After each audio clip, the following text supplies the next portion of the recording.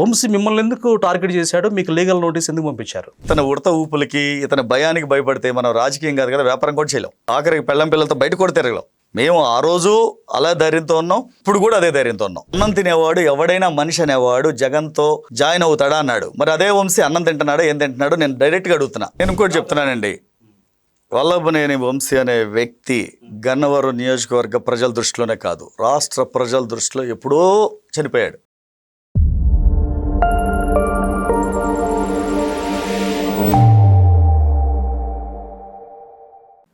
నమస్తే, welcome to think Andhra. నేను మీ మాణిక్. గన్నవరం నియోజకవర్గంలో రాజకీయాలు ప్రస్తుతం చర్చనీయాంశమయ్యాయి. ఎందుకంటే ఆ నియోజకవర్గ ఎమ్మెల్యే యార్లగడ్డ వెంకట్రావు గారు వంశీని ఉద్దేశిస్తూ, వల్లభనేని వంశీని ఉద్దేశిస్తూ అతని వ్యక్తులకే కాంట్రాక్టులు వెళ్తున్నాయంటూ ఆయన ఆవేదన వ్యక్తం చేశారు. దానికి సంబంధించి బాగా చర్చ నడిచింది. అయితే ప్రస్తుతం ఆ నియోజకవర్గానికి సంబంధించినటువంటి రాష్ట్ర వ్యాప్తంగా పనిచేస్తూ, టీడీపీ కోసం పనిచేస్తూ, అలాగే AP TDP commercial wing vice president గారు ఉన్నారు, ఆయనే కిరణ్ కల్పాల గారు. ఆయన అడిగి మరిన్ని విషయాలు తెలుసుకుందాం. ఆయన మనకి చాలా ఇంపార్టెంట్ విషయాలు మనతో డిస్కస్ చేయడానికి స్టూడియోలో ఉన్నారు. నమస్కారం కిరణ్ గారు. నమస్తే అండి. సార్ చెప్పండి, నిజంగా గన్నవరం అంటేనే గతంలో ఒక చాలా ప్రశాంతంగా ఉండేది. కానీ అక్కడ వంశీ ఏదైతే టీడీపీ కార్యాలయాన్ని తగలబెట్టించాడో అక్కడి నుంచి అశాంతి రగులుకుంటా ఉంది. టీడీపీ శ్రేణులను బాగా రెచ్చగొట్టిన పరిస్థితి. అయితే తాజాగా వెంకట్రావు గారు కూడా మీ ఎమ్మెల్యే గారు వైఎస్ఆర్సీపీకి చెందినటువంటి వల్లభనేని వంశీ వ్యక్తులకి కాంట్రాక్టులు ఇస్తున్నారంటూ కూడా ఆయన వ్యాఖ్యానించారు. అయితే మీరు కూడా దానికి సంబంధించి కౌంటర్ ఇచ్చే ప్రయత్నం చేశారు. వంశీని ఉద్దేశిస్తూ మీరు కూడా వైసీపీకి కౌంటర్ ఇచ్చే ప్రయత్నం చేశారు. అసలు ఏం జరుగుతుంది? ఆ నియోజకవర్గం గురించి మీ దగ్గర ఉన్న సమాచారం ఏంటి? ఇప్పుడు యార్లగడ్డ వెంకట్రావు గారు ప్రస్తుత ఎమ్మెల్యే ఏదైతే వ్యాఖ్యలు చేశారో అవి 100% కరెక్ట్ అండి. అవునా? కరెక్టేనా? కరెక్టే. ఎందుకంటే ఇంకా వల్లభనేని వంశీ మనుషులకి ఎయిర్పోర్ట్లో కాంట్రాక్ట్ అనేది అది నిజంగా టోటల్ ప్రాజెక్ట్ వాల్యూ 300 కోట్లు అయితే దాన్ని 80% కంప్లీట్ అయిపోయిన ప్రాజెక్ట్కి రిమైనింగ్ 20%కి 206 కోట్లకి ప్రాజెక్ట్ శాంక్షన్ అయింది. అంటే వెంకట్రావు గారు అడిగింది అదే. ఇంకా మీరు వంశీ మనుషులకి కాంట్రాక్ట్లు ఇస్తూ ఉంటే నేను తెలుగుదేశం పార్టీ కార్యకర్తలకి, నన్ను నమ్మి వచ్చిన వాళ్ళకి నేను ఏం సమాధానం చెప్పాలి అనేది క్వశ్చన్ చేశారు ఆయన. పార్టీ పెద్దలకి ఈ విషయం తెలియదంటారా? పార్టీ పెద్దలకి ఈ విషయం తెలియదంటే ఇక్కడ కొన్ని తెరచాటు జరిగేవి కొన్ని జరుగుతాయండి. ఇప్పుడు కాంట్రాక్ట్లు అనేవి పబ్లిక్ బహిరంగంగా చేసే కాదు కదా, అది కొన్ని జరుగుతున్నప్పుడు అవి కొన్ని పార్టీ కానీ అధిష్టానం కానీ అక్కడున్న ఈ చూసుకుని ఎవరు ఇవ్వాలి. ఎందుకంటే ఇప్పుడు కొన్ని కాంట్రాక్టులు ఉంటాయి, కొంతమంది వైసీపీలో పనిచేసిన వాళ్ళు ఉంటారు, మళ్ళీ వచ్చిన తర్వాత టీడీపీలో కూడా కాంట్రాక్టులు తీసుకుంటారు. అలా అని కాదు సమస్య. ఇక్కడ గన్నవరం వచ్చేటప్పటికి వల్లభనేని వంశీ అనే వ్యక్తి, ఇందాక మీరు ఒక మాట అన్నారు, గన్నవరం అంటేనే ప్రశాంతతకు మారుపేరని. అవునండి, ఇప్పుడు కాదు, పుచ్చలపల్లి సుందరయ్య గారి టైం నుండి ఆల్మోస్ట్ 40-50 సంవత్సరాల నుండి గన్నవరం అంటేనే ఒక ప్రశాంతమైన వాతావరణం ఉంది. తర్వాత గద్దె రామ్మోహన్ గారు వచ్చారు, తర్వాత బాలభద్ర గారు వచ్చారు. ఇలా ఎంతమంది, దానికన్నా ముందు మూల్పూరు బాలకృష్ణ గారు, ముస్నూరు రత్నబోస్ గారు, ఇలా రాష్ట్రంలో దిగ్గజాలు పోటీ చేశారు ఇక్కడ. అలాంటి వాళ్ళు ఇక్కడ నుండి వెళ్ళిన తర్వాత ఎవ్వరు కూడా గన్నవరాన్ని ఇలా చేయలేదండి. ఎందుకంటే వల్లభనేని వంశీ చేసినట్టు, అంటే తల్లి పాలు తాగి తల్లి రొమ్ముని గుద్దినట్టు నీకు గన్నవరం రాజకీయ భిక్ష పెట్టింది. గన్నవరం రాజకీయ భిక్ష పెట్టింది చంద్రబాబు నాయుడు గారు. అలాంటి చంద్రబాబు నాయుడు గారిని నువ్వు అనరాని మాటలని అసెంబ్లీలో, నిండు అసెంబ్లీలో శాసనసభ సాక్షిగా భువనేశ్వరి గారిని, తల్లి లాంటి భువనేశ్వరి గారిని నువ్వు అన్న మాటలకి రాష్ట్ర ప్రజలు ఇర్రెస్పెక్టివ్ పార్టీస్ తో పక్కన పెడితే ప్రతి ఒక్కళ్ళు దిగ్భ్రాంతి చెందారండి. రైట్. అయితే ఇప్పుడు ఇదే వంశీ, ఆ వంశీ మీ మీద లీగల్ నోటీస్ మీకు పంపించినట్టుగా మనకు తెలుస్తా ఉంది. మీరే చెప్పారు. నిజంగా ఆయనకంటూ ఒక లీగల్ టీం ఉందా? వంశీకి లీగల్ టీం ఉందా? వంశీ మిమ్మల్ని ఎందుకు టార్గెట్ చేశాడు? మీకు లీగల్ నోటీస్ ఎందుకు పంపించారు? ఇప్పుడు వంశీకి లీగల్ టీం ఉందా అంటే, ఓడిపోయాడు, పార్టీ అధికారంలో లేదు, వాళ్ళ పార్టీ అధికారంలో లేదు, వాళ్ళ నాయకుడికి ప్రతిపక్ష హోదా లేదు, వాళ్ళ నాయకుడు కూడా ఒక పులివెందుల ఆర్డినరీ శాసనసభ్యుడు మాత్రమే. అసలు ప్రతిపక్ష హోదా లేని పార్టీలో ఉంటూ వంశీ ఓడిపోయాడు. అంటే నేను లీగల్ నోటీస్ పంపిస్తే అతను లీగల్ నోటీస్ కి నేను భయపడాలని అనుకుంటున్నాడో లేదు. అంటే నేను ఒకటి, గత 5 సంవత్సరాల నుండి 2019 నుండి తను ఎప్పుడైతే టీడీపీలో గెలిచి వైసీపీలోకి వెళ్ళాడో పార్టీలు మాత్రం తప్పంటలేదండి. ఎవరిష్టం వచ్చినట్టు వాళ్ళు ఆ పార్టీలో ఉండొచ్చు, పోవచ్చు. హుందాతనంగా ఉంటుంది. పోయేవాళ్ళు పోతారు, వచ్చేవాళ్ళు వస్తారు. ఎప్పుడు పార్టీకి నేను శాశ్వతం కాదు, మీరు కాదు, ఎవరు కాదు. రాజకీయ నిలకడ నిజాయితీ ఉన్నవాడు ఉంటాడు. పోయేవాడు పోయినా పార్టీ మీద విమర్శలు ఇష్టం వచ్చినట్టు విమర్శలు చేస్తే రేపొద్దున అయ్యే విమర్శలు నువ్వు ఆ పార్టీ నుండి వెళ్ళేటప్పుడు నువ్వు చేయవని గ్యారెంటీ ఏంటి? వల్లభనేని వంశీని చూడండి, టీడీపీలో ఉండగా జగన్మోహన్ రెడ్డిని ఏం మాట్లాడినాడో ఒకసారి మీరు రికార్డులు తీసి చూడండి. చాలా దారుణం. అన్నం తినేవాడు ఎవడైనా మనిషి అనేవాడు జగన్తో జాయిన్ అవుతాడా అన్నాడు. మరి అదే వంశీ అన్నం తింటున్నాడో ఏం తింటున్నాడో నేను డైరెక్ట్ గా అడుగుతున్నా. ఏం తింటున్నాడో తనకే తెలియాలి. తర్వాత నేను పెట్టింది ఏంటి? నేను ఒక పోస్టర్ చేసి నేను పెట్టా. ఏం పెట్టాను? ఆ రోజున బోనమ్మని అన్నప్పుడు గుర్తుకు రాలేదా? బోనమ్మని శాసనసభలో అవమానించినప్పుడు నాయకుడు ఏమైపోయారు? తర్వాత వల్లభనేని వంశీ మనుషులకే కాంట్రాక్ట్లు ఇవ్వాలా? నెక్స్ట్ వచ్చేసి నువ్వు ఇక్కడుండి అంటే అంతకు ముందు టీడీపీలో 2019లో గెలిచి వైసీపీకి వెళ్ళిన తర్వాత వెళ్ళు, నువ్వు పార్టీ మారావు, నీకు జగనే దేవుడు అనిపించాడు, వెళ్ళిన తర్వాత చంద్రబాబు నాయుడు గారిని ఎన్ని మాట్లాడినావు? తర్వాత లోకేష్ గారిని ఏ విధంగా క్యారెక్టరైజేషన్ చేశాడు? చంద్రబాబు నాయుడు గారిని తండ్రి ఖర్జూర నాయుడు అంటే ఆయన తండ్రి ఏం చేశారు? నువ్వు ఒక ఆయన ఖర్జూర నాయుడు, నువ్వు ఒక కర్పూర నాయుడా? నీ స్థాయి ఏంటి?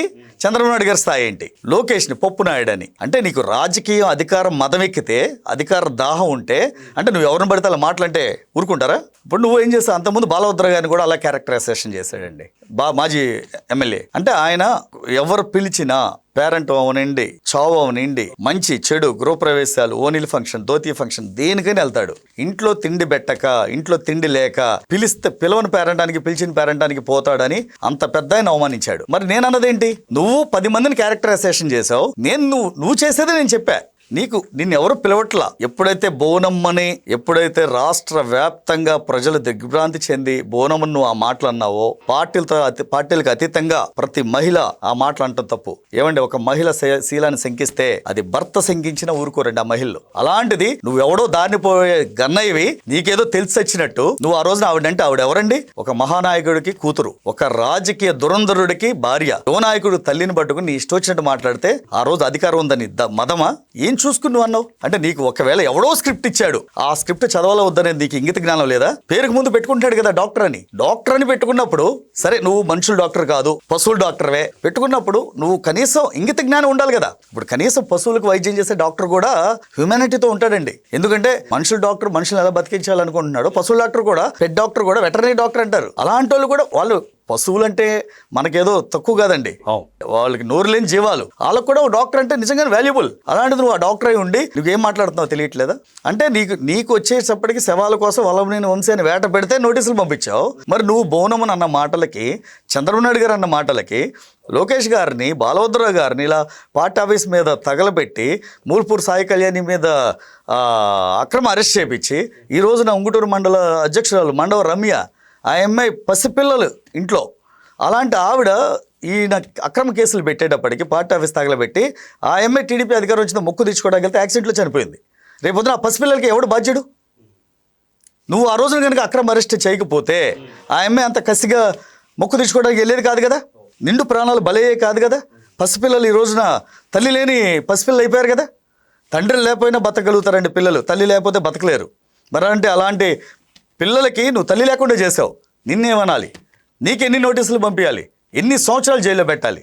అంటే అతను నోటీసు పంపిస్తే భయపడే రకం కాదండి. ఎందుకంటే గన్నవరం అంటేనే చైతన్యవంతమైన నియోజకవర్గం.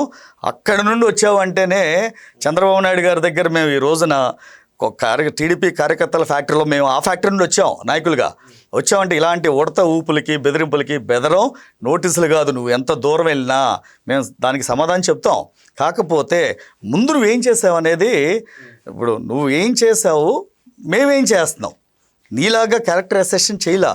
ఆయన కుటుంబ సభ్యుల్ని రాజకీయాల్లో లాక్కు రాలా, తను చేసిందే చెప్పాం. దానికి ఉడత పలుగులు గులికెక్కువ అని మాట్లాడితే ఎట్లా? అయితే ఆయన ఈ మధ్యకాలంలో ఎక్కడ అకేషన్ ఏదైనా ఫంక్షన్ జరిగినా చావైనా వెళ్ళిపోతా ఉన్నాడు. అంటే ప్రజలు ఓడిచ్చారు, నెక్స్ట్ మళ్ళీ గెలవాలనే ఆలోచన ఉందా? నేను ఇంకోటి చెప్తున్నానండి, వల్లభనేని వంశీ అనే వ్యక్తి గన్నవరం నియోజకవర్గ ప్రజల దృష్టిలోనే కాదు, రాష్ట్ర ప్రజల దృష్టిలో ఎప్పుడో చనిపోయాడు. ఎందుకంటే లేదు, ఇక రాజకీయ భవిష్యత్ అనేది లేదండి. ఎందుకంటే అది నా ఒక్కడి మాటే కాదు, రాష్ట్రంలో ఉన్న మహిళలందరి శాపం అది. ఎందుకంటే ఒకటి, భువనేశ్వర్ గారు ఏ రోజు రాజకీయాల్లో వేలు పెట్టలేదు.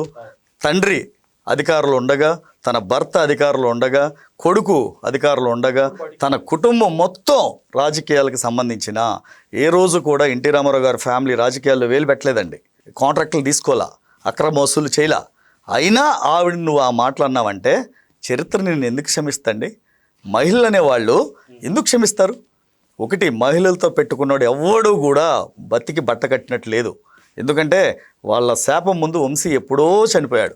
ఇక తను ఎన్ని రకాలుగా ప్రయత్నించినా ఈ మధ్యకాలంలో జనసేనలోకి వెళ్తాడని, బీజేపీలోకి వెళ్తాడని రకరకాలు వచ్చినాయి. ఎవ్వరు కూడా తీసుకునే ప్రసక్తే లేదండి. ఎందుకంటే ఇలాంటి క్యారెక్టర్ లేని తీసుకుని వాళ్ళు ఆ పార్టీని అపవిత్రం చేసుకోవాలని ఎవరు అనుకోరుగా. ఇప్పుడు ఒక మాట మంచితనం, ఒక నలుగురిలో హోదాగా పలుకుబడి ఉంటే ఎవరైనా ఇన్వైట్ చేస్తారు. నువ్వు మాట్లాడిన మాటలకి, నువ్వు చేసిన దానికి ఎవరు ఉపేక్షిస్తారు? ఎవ్వరు, మహిళలు, రాష్ట్రంలో ఉన్న మహిళలు కానీ ఎవరు, చంద్రబాబు నాయుడు గారి అభిమానులు, ఎన్టీ రామారావు గారి అభిమానులు ఎవ్వరు కూడా ఉపేక్షించేది లేదండి. తనకి రాజకీయ భవిష్యత్తు లేదు. 100 అయినా సరే ఇక తనకి రాజకీయ భవిష్యత్తు లేదండి. అయితే ఇప్పుడు ఎమ్మెల్యే వెంకట్రావు గారితో మీ అనుబంధం ఎలా ఉంది? ఆయన మీ లీగల్ నోటీస్ మీద ఏమైనా మీకు సజెషన్ చేశారా? అంటే ఇప్పుడు గన్నవరంకి ఎమ్మెల్యే ఆయనే, తెలుగుదేశం పార్టీకి ఇన్ఛార్జ్ ఆయనే, సుప్రీం ఆయనే. నేను చెప్పాను జరిగింది, ఇలా వచ్చింది అని. ఓకే కిరణ్, లెట్స్ వెయిట్, మీరు చూడండి దానికి చూడాలో మీరు చేయాల్సింది మీరు చేయండి అన్నారు. డెఫినెట్గా నేను చేయాల్సింది నేను చేస్తా.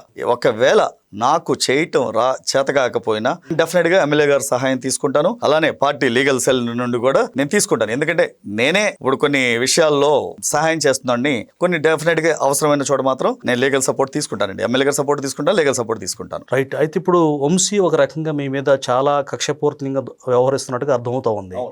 నెక్స్ట్ ఒకవేళ పొరపాటున వాళ్ళు గెలిస్తే రప్ప రప్ప అని నినాదాలు కూడా చేస్తూ ఉన్నారు. గంగమ్మ జాతరలో వేటతలకి వెళ్ళాలని నరుకుతూ ఉంటున్నారు. సో మీ పరిస్థితి ఎలా ఉండబోతుంది? ఇప్పుడు ఆల్రెడీ 2019లో తన ఎమ్మెల్యేగా ఉన్నాడు, తన పార్టీ అధికారంలో ఉంది.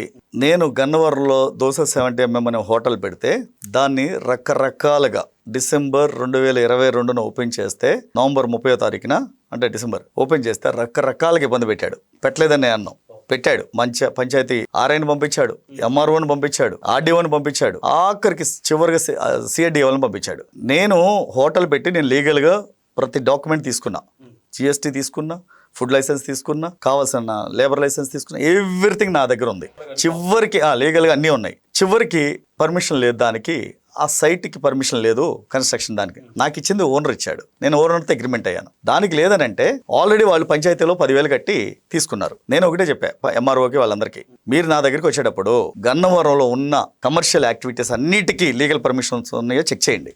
500 దాకా లేవు, నేను 501 అవి పడగొట్టి నా దగ్గర రమ్మని నేను గట్టిగానే డిపెండ్ చేసుకున్నా ఆ రోజున. ఎందుకంటే ఇప్పుడు ఇతని ఉడత ఊపులకి, ఇతని భయానికి భయపడితే మనం రాజకీయం కాదు కదా, వ్యాపారం కూడా చేయలేం. ఆఖరికి పిల్లలతో బయట కూడా తిరగలేం. మేము ఆ రోజు అలా ధైర్యంతో ఉన్నాం, ఇప్పుడు కూడా అదే ధైర్యంతో ఉన్నాం. ఇప్పుడు ప్రజలు నువ్వు రపరప గంగమ్మ జాతర అంటారో లేకపోతే బోనాలు పండుగ చేస్తారో తెలంగాణ లాగా చేయనియండి. ప్రజలు వీళ్ళందరికీ న్యాయ నిర్ణేతలు ఎవరు? ప్రజలు. ఇప్పుడు జగన్ గంగమ్మ జాతర చేసినా, వంశీ గంగమ్మ జాతర చేసినా నిర్ణయించేది ఎవరు? నువ్వు అనేది పిక్చర్లో ఉండాలి అంటే ప్రజలు నిర్ణయించాలి. వీళ్ళు చేసుకుంటే టీవీలో డైలాగులు ఎవరిచ్చినా వారు నాగగోపాల వరం ఇమ్మంటే 4 డైలాగులు ఇస్తాడు, లేదా వాళ్ళ పోసాని కృష్ణమురళి ఇమ్మంటే 6 డైలాగులు ఇస్తాడు. అన్నంత మాత్రం డైలాగులతో పార్టీలు నడవు, డైలాగులతో ప్రజలు భయభ్రాంతులకు గురి కాలేరు. ఓకే, థ్యాంక్ యూ గారు.